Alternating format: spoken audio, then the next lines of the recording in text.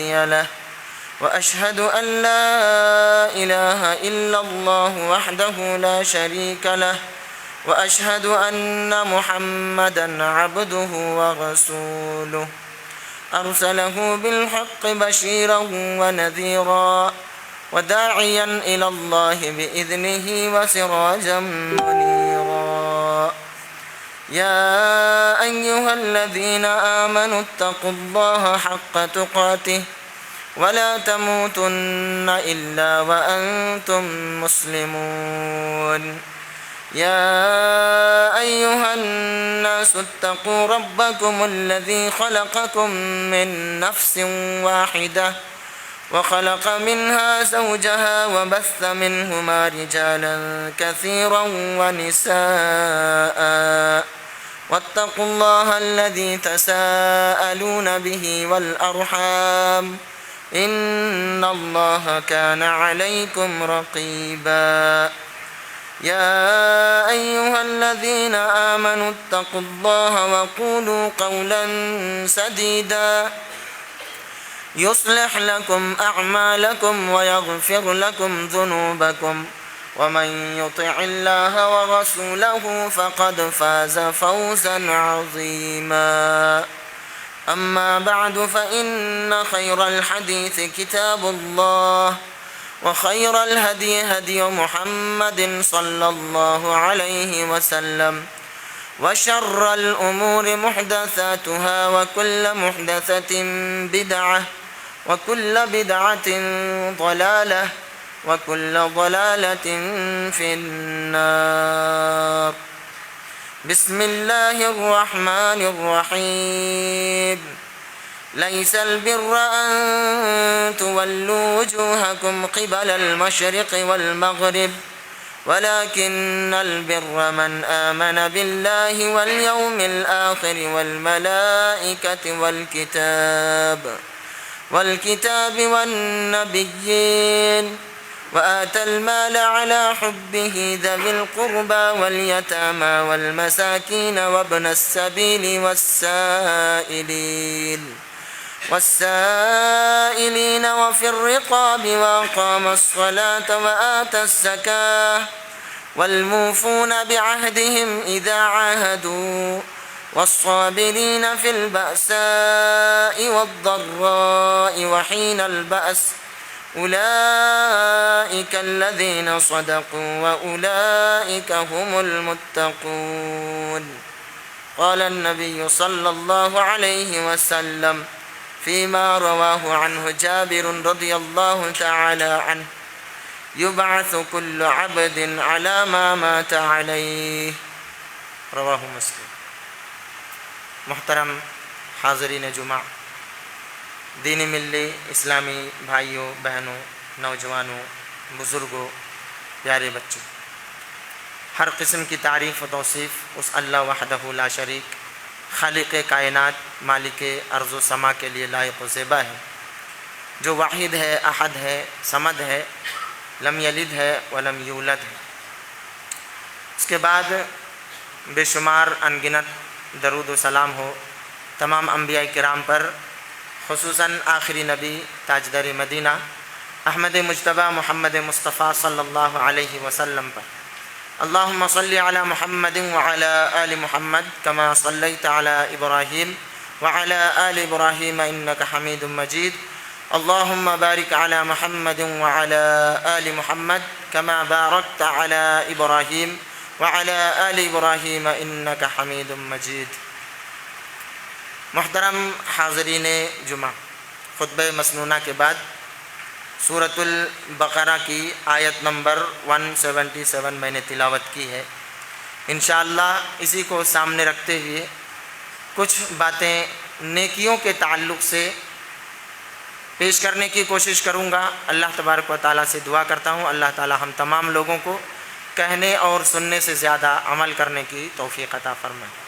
محترم حضرات، خطبہ مسنونہ کے اندر قرآن کریم کی ایک تلاوت نبی اکرم صلی اللہ علیہ وسلم ہمیشہ کرتے تھے، اور وہ ہے یا ایھا الذین آمنوا اتقوا اللہ حق تقاتہ ولا تموتن الا وانتم مسلمون، کہ اے وہ لوگوں جو ایمان لائے ہو، اللہ سے جیسا ڈرنے کا حق ہے ویسا ڈرو، اور تم مرو تو اسلام کی حالت میں مرو۔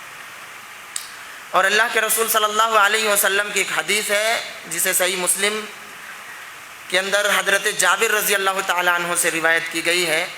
اللہ کے نبی صلی اللہ علیہ وسلم فرماتے ہیں کہ یبعث العبد علی ما مات علیہ، یبعث کل عبد علی ما مات علیہ، ہر بندے کو اسی حالت میں اٹھایا جائے گا قبر کے اندر سے جس حالت میں اس کی موت ہوئی۔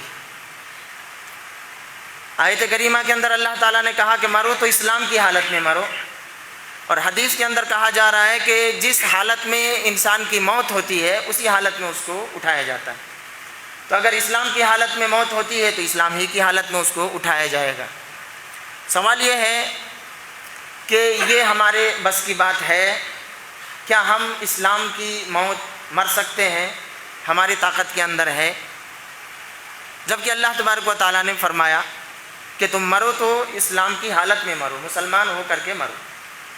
اللہ تعالیٰ نے اسی آیت کریمہ کے شروع حصے میں کیا ایھا الذین آمنوا اتقوا اللہ حق تقاتہ، جیسا اللہ تعالیٰ سے ڈرنے کا حق ہے ویسا ڈرو، ولا تموتن، اور مرو تو اسلام کی حالت میں مرو۔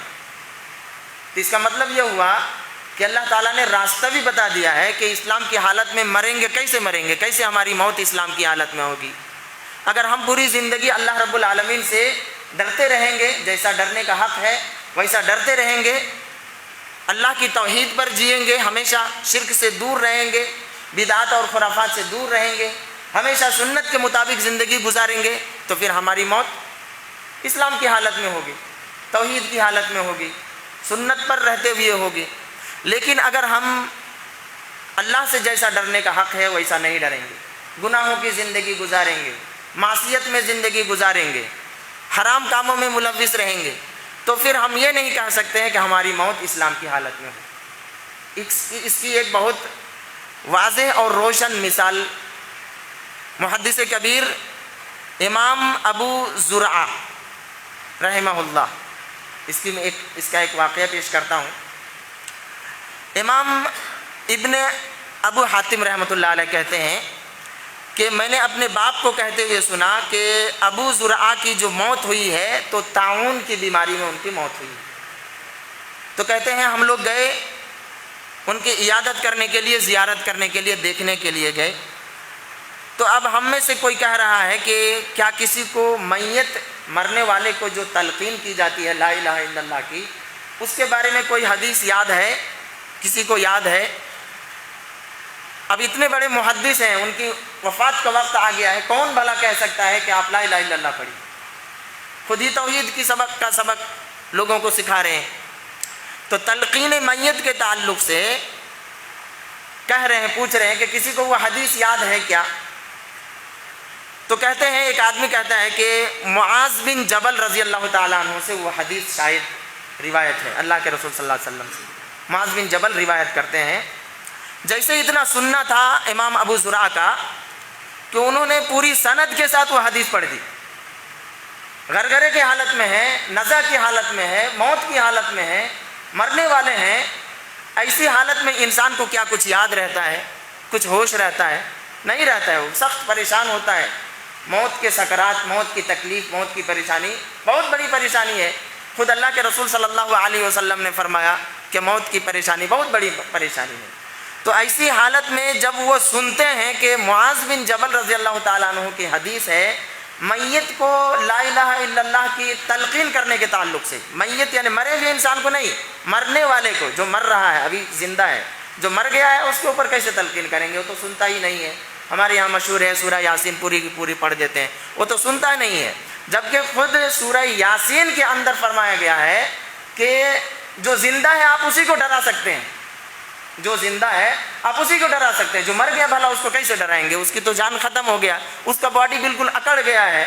جو زندہ ہے، جس کے اندر جان ہے، وہ انسان سن سکتا ہے، ڈر سکتا ہے، بھلا کچھ کر سکتا ہے، لیکن جو مر گیا اس کو تلقین کر کے کیا کریں گے؟ اس کے سامنے سورہ یاسین پڑھ کے کیا کریں گے؟ پورا قرآن پڑھ کے ختم کر دیجئے، لیکن پھر بھی کچھ اثر نہیں ہوگا، کیونکہ اللہ تعالیٰ نے فرمایا انک لا تسمع الموتى، آپ مردوں کو سنا نہیں سکتے ہیں۔ تو اب یہ مرنے والے ہیں، ان کا انتقال کا وقت آ گیا ہے۔ جیسے سنتے ہیں کہ معاذ بن جبل رضی اللہ تعالیٰ عنہ سے وہ حدیث ہے جو لوگ کہہ رہے ہیں، تو پوری حدیث کو اس طرح سے بیان کرتے ہیں کہ روا عبد الحمید بن جعفر عن صالح بن ابی عریب عن کثیر بن مرہ عن معاذ بن جبل رضی اللہ تعالیٰ عنہ عن النبی صلی اللہ علیہ وسلم قال من کان آخر کلامہ لا الہ الا اللہ دخل الجنہ، اور پھر موت ہو جاتی۔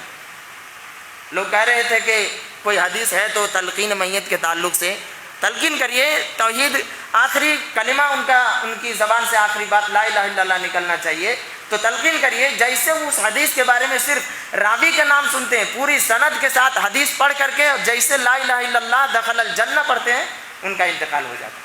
تو پوری زندگی انہوں نے حدیث پڑھائی، پوری زندگی توحید پڑھائی، پوری زندگی لوگوں کو دین کی طرف بلایا، تبھی تو ان کی حالت جو ہے آخری موت جو ہے اسی حالت میں آتی ہے۔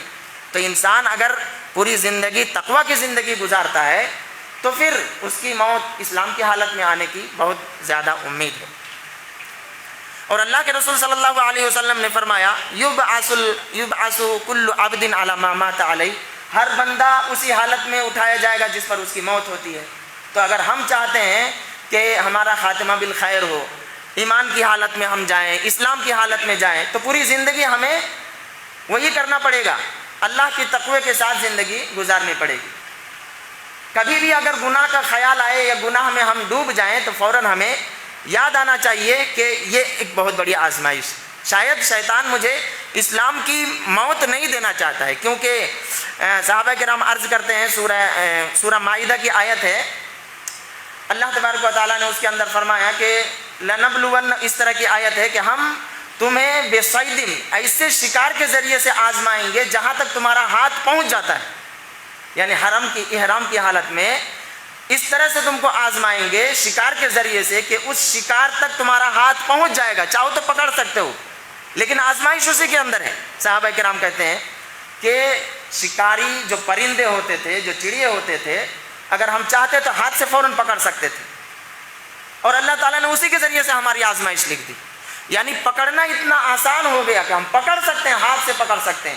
تو اللہ تبارک و تعالیٰ نے فرمایا آزمائش اسی میں ہے۔ تو کبھی کبھی ہم دیکھتے ہیں کہ گناہ کرنا ہمارے لیے بہت آسان ہو جاتا ہے، بہت آسان ہو جاتا ہے، کوئی روک ٹوک نہیں، کوئی دیکھنے والا نہیں، کریں تو بالکل آرام سے کر سکتے ہیں گناہ کو۔ تو سوچنا چاہیے کہ یہ بہت بڑی آزمائش ہے جو اللہ تبارک و تعالیٰ نے مجھے یہ وقت دیا اور مجھے آزمانا چاہتا ہے، اور یہ اس برائی کو کرنا میرے لیے بالکل آسان ہو گیا۔ تو اسلام کی حالت میں مرنے کے لیے ہمیں نیکی کی زندگی گزارنی پڑے گی، تقویٰ کی زندگی گزارنی پڑے گی، تبھی جا کر کے مسلمان ہو کر کے، مسلم ہو کر کے ہم مر سکتے ہیں۔ بھلا آپ کہیے کہ ایک آدمی کبھی نماز نہیں پڑھتا ہے اور وہ کہتا ہے کہ سجدے کی حالت میں موت آ جائے، ہو سکتا ہے؟ وہ تو نماز پڑھتا ہی نہیں ہے۔ ایک آدمی جہاد کے بارے میں سوچتا ہی نہیں ہے اور کہتا ہے کہ میدان جنگ میں میری موت آ جائے۔ ایک آدمی قرآن بالکل پڑھتا ہی نہیں ہے اور سوچتا ہے کہ قرآن پڑھتے ہوئے میری موت آ جائے، ایسا نہیں ہو سکتا ہے۔ ایک آدمی ہمیشہ گناہ کی زندگی گزارتا ہے اور کہتا ہے کہ اسلام کی حالت میں میری موت آ جائے، تقویٰ کی حالت میں میری موت آ جائے، توحید پر میری موت آ جائے، ایسا نہیں ہو سکتا ہے۔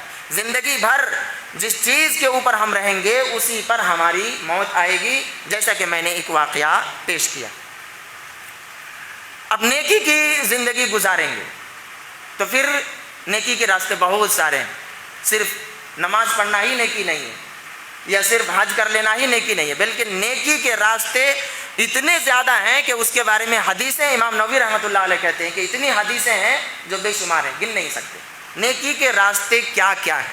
سورہ بقرہ آیت نمبر 177 میں اللہ تبارک و تعالیٰ نے نیکی کا ایک جامع پیکج اللہ تعالیٰ نے ذکر کیا کہ لیس البر ان تولوا وجوہکم قبل المشرق والمغرب، صرف مشرق اور مغرب کی طرف چہرہ کر لینا یہ نیکی نہیں ہے، یہی نیکی نہیں ہے، بلکہ نیکی تو اللہ پر ایمان، یوم آخرت پر ایمان، فرشتوں پر ایمان، کتابوں پر ایمان، نبیوں پر ایمان، اور اس کے بعد جو محبوب مال ہے اس کو قریبی رشتہ داروں کے اوپر خرچ کرنا، یتیموں، مسکینوں، مسافروں اور مانگنے والوں اور غلام آزاد کرنے میں خرچ کرنا، نماز قائم کرنا، زکوٰۃ دینا، وعدے کو پورا کرنا، مصیبت میں صبر کرنا، تکلیفیں آئیں تو صبر کرنا۔ اللہ تعالیٰ نے فرمایا اولئک الذین صدقوا، یہ وہ لوگ ہیں جو لوگ سچے ہیں اور یہی لوگ متقی ہیں۔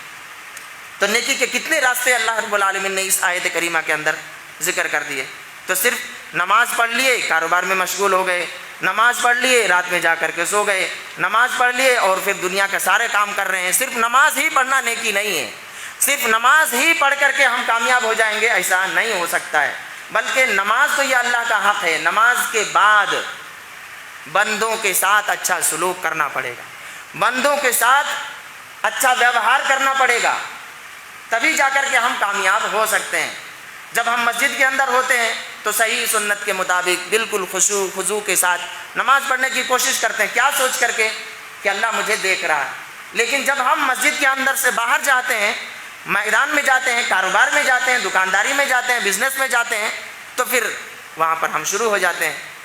تو یہ دوہری پالیسی ہے، ڈبل سٹینڈرڈ ہے، مسجد کے اندر کچھ اور باہر جا کر کے کچھ۔ تو کیا ہم اللہ کو دھوکہ دے سکتے ہیں؟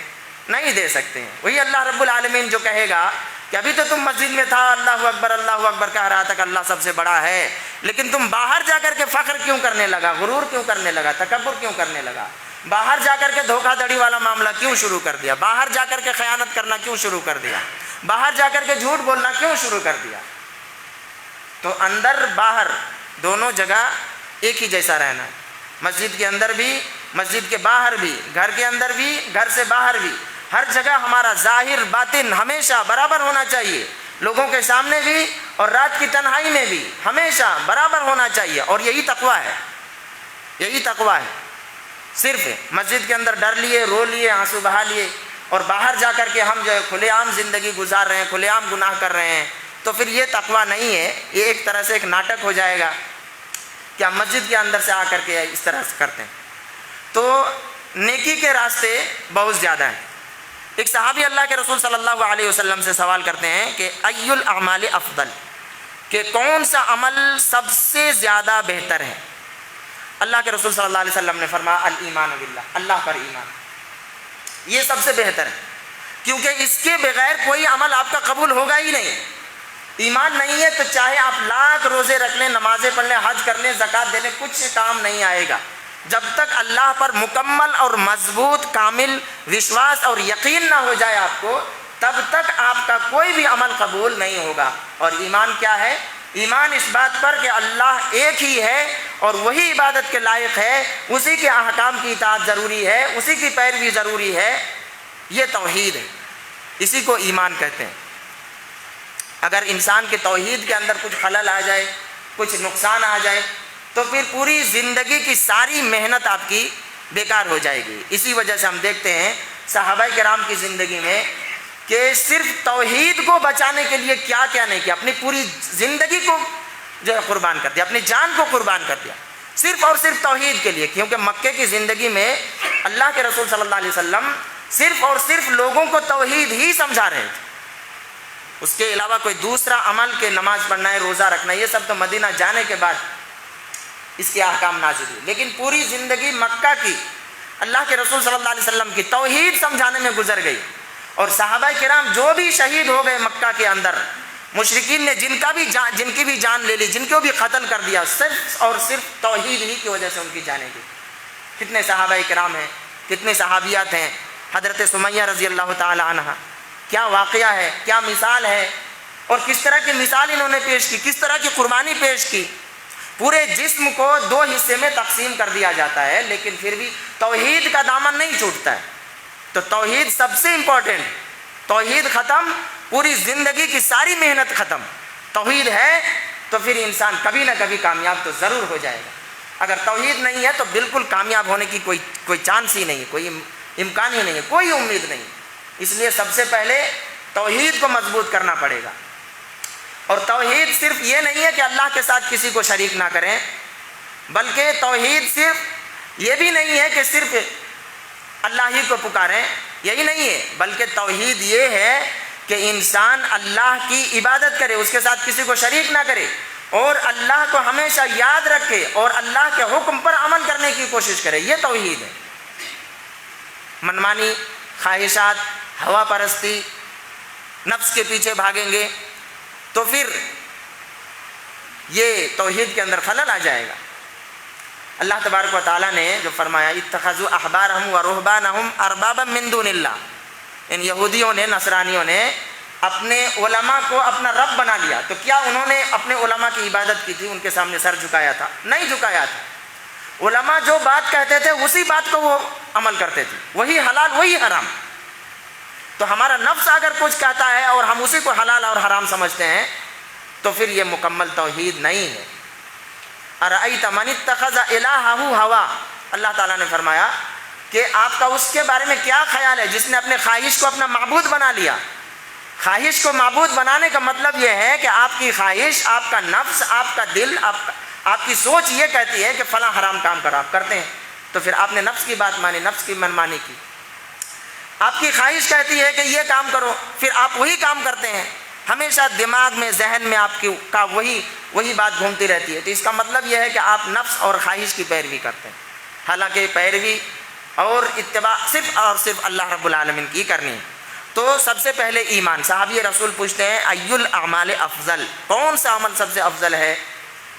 یہ بھی دیکھیے کہ صحابہ کرام کے اندر شوق دیکھیے. بار بار کتنی حدیثیں ایسی ہیں اور کتنے صحابہ کرام ہیں، کتنے ہم لوگ بہت بار بار سنے بھی ہیں کہ کتنے صحابہ کرام نے اللہ کے رسول صلی اللہ علیہ وسلم سے خالی یہ پوچھتے تھے کہ کون سا عمل سب سے افضل ہے، وہ میں وہی کروں گا. افضل عمل کون سا ہے، میں وہی کروں گا. تو کیا ہم اس طرح کا ہمارے اندر سوچ ہے، اس طرح کا شوق ہے، اس طرح کی رغبت ہے کہ ہم افضل عمل کے بارے میں سوچیں؟ تو اللہ کے رسول صلی اللہ علیہ وسلم نے فرمایا الایمان والجہاد فی سبیل، اللہ کے راستے میں جہاد. جہاد کے تعلق سے انسان کو ہمیشہ یہ نیت رکھنی ہے کہ اگر ضرورت پڑے تو ہم جہاد کریں گے.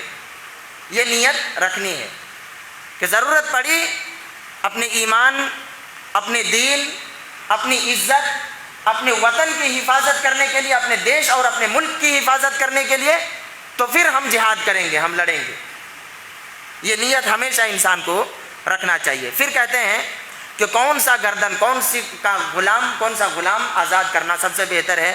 اللہ کے رسول صلی اللہ علیہ وسلم نے فرمایا انفسها عند اهلها واکثرها ثمنا، وہ غلام جو اپنے مالک کے پاس سب سے زیادہ قیمتی ہے اور عمدہ ہے، اگر اس کو آپ خرید کر کے آزاد کر دیتے ہیں اس کے بعد یہ سب سے بہتر عمل ہے.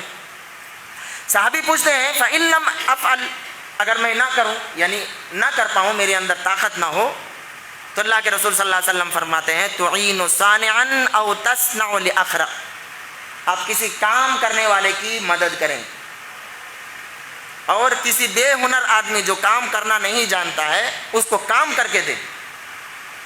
دیکھیے نیکی کے راستے ہم بتا رہے ہیں کہ نیکی کے راستے کتنے ہیں، گن نہیں سکتے. نیکی کے بہت زیادہ راستے ہیں. ان راستوں کو اگر ہم یاد رکھیں گے اور ان راستوں پر اگر ہم اپنی زندگی گزاریں گے اور انہی پر اگر ہماری موت ہو جائے، ہمارا دم نکل جائے، جان نکل جائے، تو پھر آپ کہہ سکتے ہیں کہ اللہ تعالیٰ نے جو کہا ہے کہ وَلَا تَمُوتُنَّ إِلَّا وَأَنْتُمْ مُسْلِمُونَ، اسلام کی حالت میں تو وہ یہی ہے. کسی کی مدد کرتے کرتے آپ کی موت آ گئی تو آپ اسلام کی حالت میں مرے. کسی کی مدد کرتے کرتے آپ کی موت آ گئی، کوئی نیک کام کرتے کرتے آپ کی موت آ گئی، تو آپ اللہ کی اطاعت کرتے کرتے آپ کی موت آئی ہے، تو اس کا مطلب یہ ہے کہ آپ کا خاتمہ بالخیر ہوا ہے. تو اللہ کے رسول صلی اللہ علیہ وسلم فرماتے ہیں کہ اگر آپ جہاد بھی نہ کر سکیں، کسی غلام کو آزاد بھی نہ کر سکیں، تو تیسرے نمبر پر کیا کرنا ہے آپ کو؟ تُعِينُ صَانِعًا، آپ کسی کام کرنے والی کی مدد، ہیلپ تو ضرور کر سکتے ہیں. آپ کے یہاں کوئی کام کرتا ہوگا، آپ اس کی مدد ضرور کر سکتے ہیں، بالکل کر سکتے ہیں. کوئی کام نہیں کر پا رہا ہے، آپ اس کو بتا سکتے ہیں اس طرح سے کرنا ہے، یا تھوڑی بہت کر کے دکھا دینا ہے، آپ ضرور کر سکتے ہیں. آپ باس ہیں آفس کے اندر، آپ کا کام کرنے والا ہے. آپ دکان کے اندر ہیں، آپ مالک ہیں، آپ کا کام کرنے والا ہے. گھر کے اندر ہیں، آپ کا نوکر کام کرنے والا ہے. کہیں بھی آپ ہیں، اونچی پوسٹ پر ہیں، وہاں آپ کے انڈر میں رہنے والے بہت سارے لوگ ہیں، آپ اس کی مدد کر سکتے ہیں. تو تُعِينُ صَانِعًا، کسی کاریگر کی آپ مدد کریں. او تصنع لأخرق، وہ آدمی جو کام کرنا نہیں جانتا ہے بیچارہ، آپ اس کی بھی مدد کر سکتے ہیں، اس کا بھی کام کر کے دے سکتے ہیں. یہ بھی نیکی کا راستہ ہے. پھر صحابی رسول اللہ کے رسول صلی اللہ علیہ وسلم سے عرض کرتے ہیں کہ اللہ کے رسول، اگر کچھ عمل کرنے سے میں کمزور ہو جاؤں، نہ کر پاؤں، تو کیا کروں؟ یعنی کوئی عمل ہے جو مشکل نہیں کر پاتا ہوں تو کیا کروں؟ اللہ کے رسول صلی اللہ علیہ وسلم فرماتے ہیں تکف شرک عن الناس، اپنے شر، اپنی برائی، اپنی بری عادت کو لوگوں سے دور رکھو. یا اپنے شر سے لوگوں کو بچا کر کے رکھو، اپنی تکلیف سے لوگوں کو بچا کر کے رکھو، یعنی لوگوں کو تکلیف مت پہنچاؤ۔ اگر آپ کسی کی مدد بھی نہیں کر سکتے ہیں، کسی کا کام بھی نہیں کر کے دے سکتے ہیں، تو کم سے کم اتنا تو کر سکتے ہیں کہ کسی کو آپ تکلیف نہ پہنچائیں، کسی کو آپ نقصان نہ پہنچائیں، کسی کے اوپر آپ ظلم نہ کریں، کسی کو نہ ستائیں، کسی کو ٹارچر نہ کریں، کسی کو ٹیز نہ کریں، کسی کی غیبت نہ کریں، کسی کی چغل خوری نہ کریں، کسی کو نیچے گرانے کی کوشش نہ کریں۔ یہ سارے کام تو آپ کر سکتے ہیں، یعنی اپنے شر سے لوگوں کو آپ محفوظ رکھیں گے تو یہ بھی ایک نیکی ہے۔ اللہ کے رسول صلی اللہ علیہ وسلم فرماتے ہیں فَإِنَّا صَدَقَةٌ مِنْكَ عَلَى نَفْسِكَ، یہ کام تمہاری طرف سے خود تمہارے اوپر ایک صدقہ ہو جائے گا اگر آپ یہ کام کر پاتے ہیں کہ کیا ہم اپنے شر سے کسی کو بچا پاتے ہیں، ظلم کسی کے اوپر کرتے ہیں یا نہیں کرتے ہیں۔ جبکہ اللہ کے رسول صلی اللہ علیہ وسلم کا فرمان ہے، آپ صلی اللہ علیہ وسلم نے سکھایا کہ تم اللہ سے دعا کرو کہ میں ظالم بھی نہ بنوں، مظلوم بھی نہ بنوں، ظالم بھی نہ بنے، مظلوم بھی نہ بنے۔ اللہ رب العالمین سے آپ اس طرح سے دعا کریں۔ اس سلسلے میں بہت سارے واقعات ہیں کہ ظالم کو ظلم کی سزا اسی دنیا کے اندر مل گئی اور مل جائے گی، کیونکہ اللہ کے رسول صلی اللہ علیہ وسلم نے فرمایا کہ 2 گناہ ایسے ہیں کہ جب تک اس گناہ کی سزا اس دنیا کے اندر نہ مل جائے انسان مر نہیں سکتا، نہیں مرے گا، اس کی موت آ ہی نہیں سکتی ہے جب تک کہ اس کو سزا نہ مل جائے۔ البغی، ظلم، وقطیعۃ الرحم، رشتہ کاٹنا۔ کیا ہے ہمارے اندر؟ اختلافات ہیں، جھگڑے ہیں، بات چیت کرنا بند، سلام کرنا بند، مصافحہ کرنا بند، یہاں تک کہ دیکھنا بھی بند۔ میں نے یہاں تک بھی سنا ہے کہ اگر کوئی انسان مر گیا ہے تو اس کے بارے میں کوئی انسان کہتا ہے اچھا ہوا مر گیا ہو، موت سے کس کو رستگاری ہے، آج اس کی تو کل ہماری باری ہے، اس کے بارے میں بھلا کہہ سکتے ہیں کیا؟ کوئی بیمار ہے اس کے بارے میں کہہ سکتا ہے اچھا ہوا بیمار ہو گیا، کوئی مر گیا کہہ سکتا ہے اچھا ہوا مر گیا۔ ان ساری چیزوں میں سے ہمیں بھی 2-4 ہونا ہے، ان چیزوں کے بارے میں نہیں کہنا ہے۔ تو رشتہ کاٹنا، آپ لوگوں سے بات کرنے کی کوشش کریں، لوگوں سے مل کر کے رہنے کی کوشش کریں۔ کچھ اختلافات ہو سکتے ہیں، بالکل ہو سکتے ہیں، ہم الگ ہیں، آپ بھی الگ ہیں، آپ کی سوچ الگ ہے، میری بھی سوچ الگ ہے۔ ہمیشہ اللہ رب العالمین نے ہر انسان کو ایک جیسا نہیں پیدا کیا۔ اللہ اگر چاہتا تو سب کو ایک کر دیتا، سب کو مسلمان کر دیتا، لیکن نہیں کیا۔ آزمائش تو اسی کے اندر ہے، امتحان تو اسی کے اندر ہے کہ دشمنیوں کے باوجود بھی، اختلافات کے باوجود بھی آپ ایک ہو کر کے رہ سکتے ہیں یا نہیں رہ سکتے۔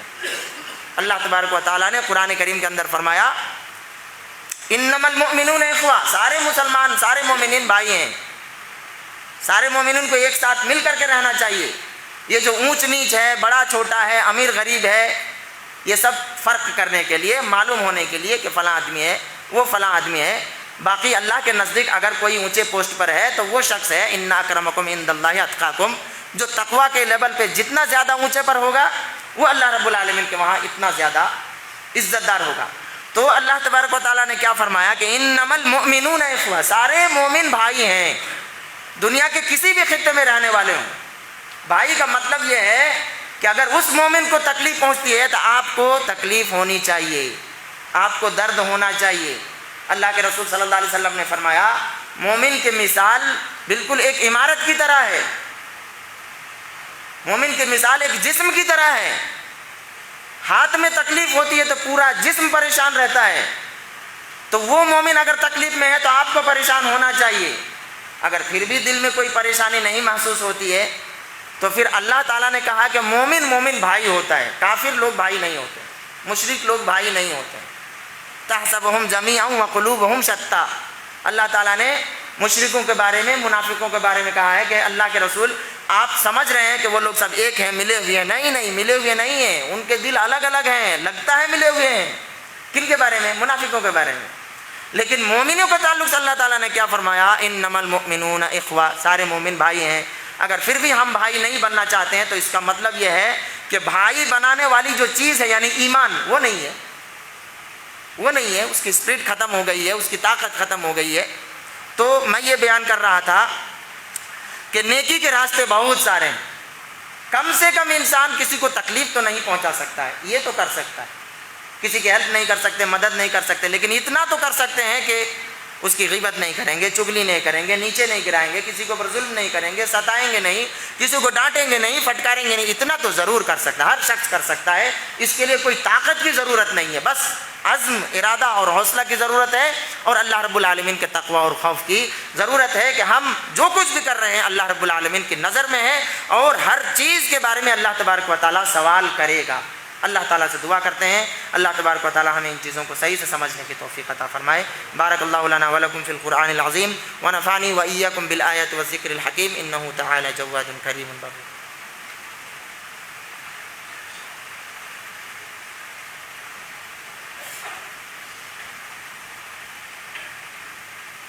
ان الحمد للہ وحدہ والصلاة والسلام علی من لا نبی بعدہ اما بعد. محترم حضرات، نیکی کے راستے بہت سارے ہیں. مکمل طریقے سے ہم ایک مجلس میں کوئی بھی بیان نہیں کر سکتا ہے کہ نیکی کے کتنے سارے راستے ہیں، کیا کیا کام نیکی. ایک حدیث پیش کرتا ہوں. اللہ کے رسول صلی اللہ علیہ ابو ذر رضی اللہ تعالیٰ عنہ بیان کرتے ہیں، اللہ کے رسول صلی اللہ علیہ وسلم کی حدیث ہے. آپ فرماتے ہیں کہ میری امت کے اعمال میرے سامنے پیش کیے گئے، یعنی دکھایا گیا مجھے، اچھے عمل بھی اور برے عمل سب کے سب پیش کیا گیا. تو میں نے اچھے اعمال کے اندر ایک عمل دیکھا، وہ عمل بالکل آسان ہے لیکن پھر بھی اللہ تعالیٰ نے شمار کیا ہے نیکی کے اندر، اللہ تعالیٰ نے اس کو گنا ہے نیکی کے اندر. اچھا عمل ہے. کیا فرماتے اللہ کے رسول صلی اللہ علیہ وسلم؟ جو اچھے اعمال پیش کیے، ان اچھے اعمال کے اندر میں نے اس تکلیف کو دیکھا جو ہٹا دیا جاتا ہے لوگوں کے راستے سے. راستے سے کوئی تکلیف آپ ہٹا دیتے ہیں، وہ ایک نیکی ہے، اللہ کا حکم ہے، اللہ کی خوشی حاصل کرنے کا ایک بہت بڑا ذریعہ ہے. تو اللہ کے رسول صلی اللہ علیہ وسلم نے اس حدیث کے اندر کوئی بہت بڑا عمل ذکر نہیں کیا کہ میں نے جہاد کو دیکھا بہت بڑا نیکی ہے، نماز کو دیکھا، روزے کو دیکھا، حج کو دیکھا، زکوٰۃ.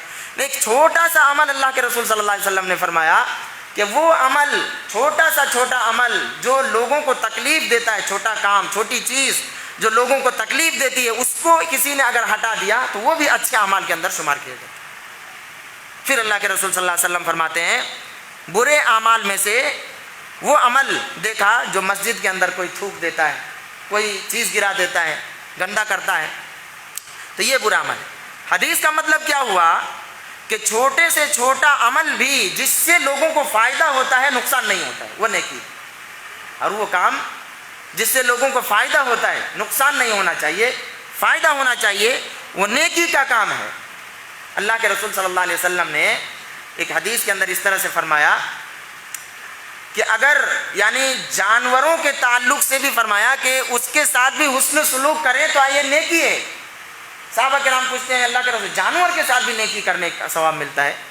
اللہ کے رسول صلی اللہ علیہ وسلم فرماتے ہیں کہ ہر وہ چیز جس کے سینے میں دھڑکتا ہوا دل ہے، جس کے اندر جان ہے، اس کے اندر اچھا سلوک کرو، اس کے ساتھ اچھا سلوک کرو، اچھا ویوہار کرو، تو یہ بھی ایک نیکی.